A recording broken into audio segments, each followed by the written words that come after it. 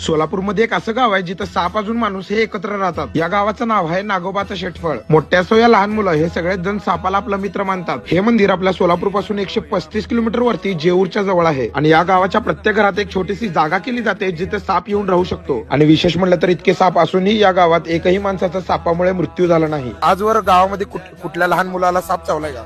नाही, आजपर्यंत एका सुद्धा मुलाला चावला नाही. चावला. मुलं त्याच्यामध्ये असतात, खेळतात त्याच्यासोबत. म्हणजे नागासोबत मुलं खेळतात. हो. आणि साप जरी समोर आला तर फक्त एकदा पाया पडल्यानंतर साप निघून जातो असं हे गावकरी म्हणतात. आणि कुठे जाताना नाक दिसलं की पाया पडलं की तो निघून जातो. आणि लहान मुलाला पण कधी चावत नाही. लहान मुलं तर कवत नाही. मग कुठं पाळण्यात निघू द्या, कुठं उतरण्यात निघू द्या, कुठं निघू द्या, कोणाला धोका नाही फिरा नाही काय हाणायची नाही, काठी हाणायची नाही, काय नाही. नुसतं पाया पडलं की निघून जातो. तर मित्रांनो, मोठे माणसं तर नाक पकडतातच, तर गावातील या सगळ्या लहान मुलांना सुद्धा नाक पकडायला येतो.